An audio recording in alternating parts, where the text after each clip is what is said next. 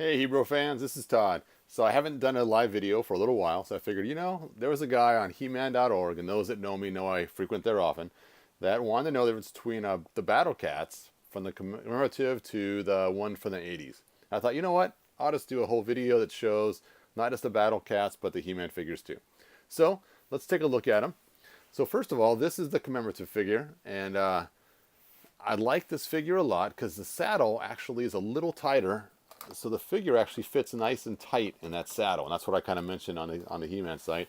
Where the 80s one, now I had to add a Velcro strap here because this one I had lost the original, and you can see this one here fits a lot looser. So it just depends on how you want it to fit. So the bad news is when you're fighting with Battle Cat or whatever, you can fall off pretty easy. But you're fighting a Battle Cat on this one, and he's going to stay on there pretty good. So that's pretty cool. So another thing to notice is this one has kind of a shiny type finish on it.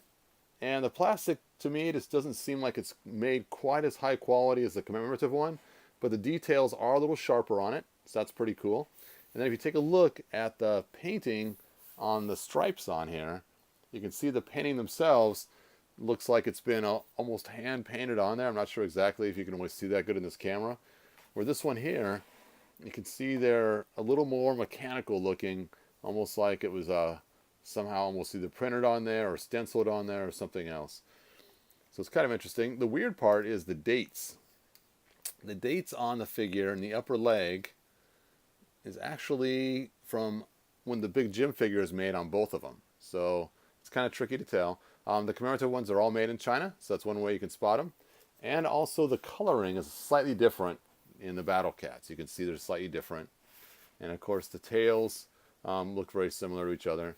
But you can just see just overall the detail is just slightly different. Like in the feet here you can see just a little bit sharper detail and a little bit faded detail. It's almost like they took this one and used it to make a mold for this one and just lost a little detail. I'm not quite sure exactly, but I personally like the commemorative better.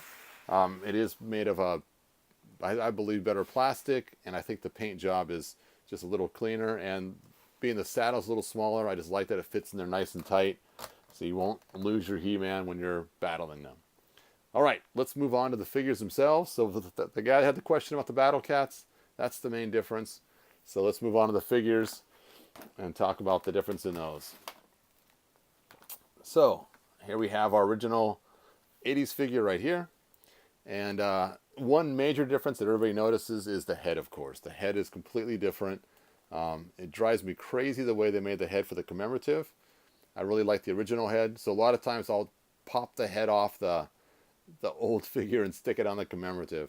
If you take a look, the paint is different too. So the paint on the commemorative figure is a little bit darker. Almost like how red is to burgundy and the coloring, the way it looks. And you can see in the boots too the difference. Now one thing I do like about the commemorative is on the old figures the paint would go over the boot quite often and onto the leg. That was a very common thing. And if you're a customizer, that's just something that drives me crazy is when you go to paint your figures, you have to also match this misaligned paint. And it just looks like you're just a sloppy painter. So you'll notice the commemoratives, because they had better manufacturing at that time, you can see the paint actually stops where it's supposed to. So that's kind of cool. One thing I noticed also on the commemoratives, the way the rubber band is, it gets loose very quickly. It actually gets loose faster than the old 80s figures. In fact, this 80s figure still has the original rubber band and the legs are still extremely tight, where this one is already loose. Also notice the detail in the armor. You can see the detail in this armor, again, has more of the burgundy than the red. And so it's a little different there as well.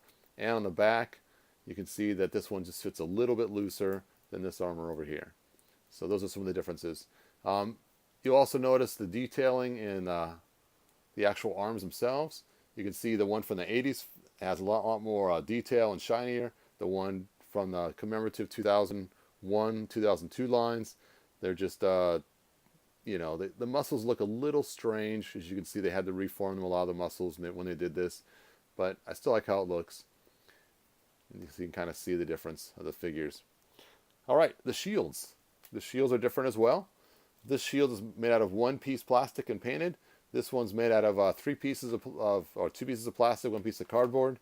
They have these kind of rivets they put in there with the the pins go through and they melt them on there. Then it has some orange cardboard in there. What's funny is when I've actually fixed these in the past, I've used the bounced dryer sheets. Cardboard is the same color orange to cut that out and replace it when that does get ruined. Again, don't wash this because you'll ruin that cardboard on the inside.